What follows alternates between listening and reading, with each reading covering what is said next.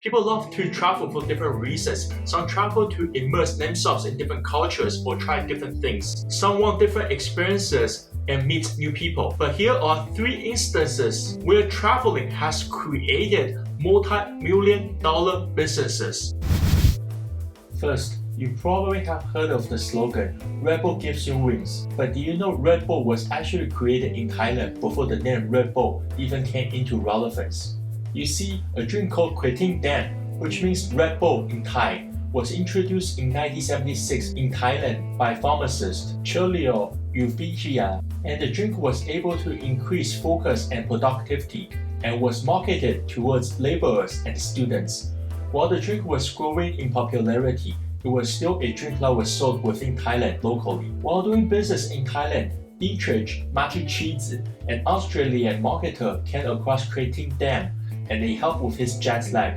In 1984, Dietrich would eventually partner up with Ufijia and formulated a product that would suit the tastes of the Westerners, specifically a carbonated energy drink that would officially be known as Red Bull. Almost 40 years later, Red Bull is arguably the leading energy drink brand in the world, capturing 43% of the global energy drink market in 2020. In 2019, the company sold 7.5 billion cans, earning $6 billion in revenues. And Dietrich has an estimated net worth of $21 billion as of September 2022. And this business empire came into existence all thanks to a drink that helped with his jet lag. As for Euphemia's son, even with just 2% ownership of Red Bull, he is still the second richest man in Thailand. Next up, we have Poke. You probably have had this delightful, photogenic, healthy Hawaiian dish. According to one article published by the Washington Post in 2018, there was only 67 poke restaurants outside of Hawaii in the United States before 2012. Then by mid-2018, there was a total of 1,811 poke restaurants outside of Hawaii. Now, I'm not so good with math, but my calculator tells me it's 27 times increase in 6 years. Anytime you have growth like this, you know the business is booming exponentially. Pokeworks, one of the biggest players in the United States in this industry, reportedly has a total of 56 locations as of September 2022, and they only came into existence in 2015. This means they are adding 8 new locations every year, on average in the past 7 years. And that's still including the pandemic that we just went through. This is pretty impressive if you ask me. And one of the most established players in the industry, on the other hand, Poke Bar, was founded in 1989. Even their own LinkedIn company profile mentioned that they have been only expanding at a rapid rate since 2015. As of September 2022, they have 69 franchises and counting. And according to another article published in 2022, the global poke food market isn't slowing down anytime soon. As a matter of fact, the global market is expected to increase by 8.41% every year in the next 5 years, with the market expected to reach close to $800 million in market size in the coming years. While I cannot pinpoint who or what exactly was the driving force behind this poke trend, one thing that is for sure, it was the people who have been to Hawaii that saw the business opportunity and capitalized on that, and the other competitors quickly followed suit. After all you needed is an outlet for a rice cooker and a refrigeration system, some fresh produce and meat, stoves and fans to produce this assembly line friendly, healthy combination of rice and sushi and greens that are especially appealing to the younger generation who are more conscientious about what they eat. Next up, we have Naked Underwear.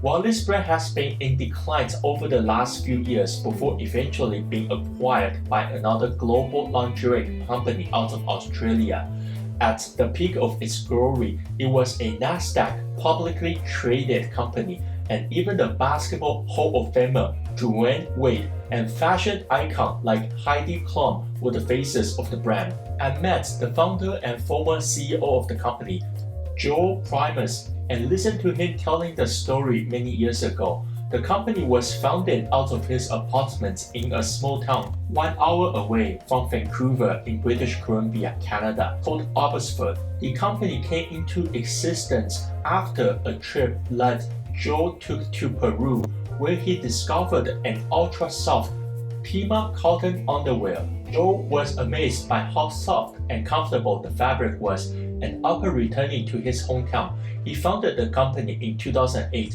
with a mission to create comfortable underwear that people wouldn't even remember they were wearing their underwear. In the next year, 2009, Joe pitched the idea on the Dragon's Den, the Canadian version of the Shark's Tank, requesting $150,000 for 33% of the company, even though the company had almost no sales at the time. Unsurprisingly, they received no offers. Joe reappeared again on Dragon's Den in 2012 for $250,000 for 17% of the company. By then, the company was selling in 16 locations across Canada. The Dragons offered Joe 50% for $250,000, but it was turned down by Joe. By 2014, Joe raised more than $6 million, but another industry leader became CEO of the company to help Joe run the company, and they eventually took the company to be publicly traded on NASDAQ and eventually merging with another company, and the combined company had a market capitalization of nearly $2 billion by the end of 2021.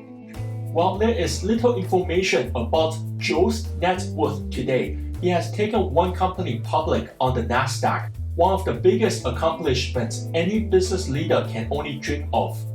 Joe was later the CEO of another travel company called Kozan, written a book, and filmed a documentary about travel and another in production. Pretty cool story if you ask me, from someone like Joe who only had odd jobs like bartending and landscaping while traveling in his early 20s. Getting inspired by one of the products he experienced while traveling, came back home and started a company before eventually taking it public. Do you know any other businesses that are created as a result of traveling? Comment down below and I read every comment. If you haven't, please do subscribe and like this video. Your support goes a long way for me as a small-time YouTuber. Next up, we have 3 more businesses that are created after their founders traveled to different parts of the world and saw an opportunity. Stay tuned.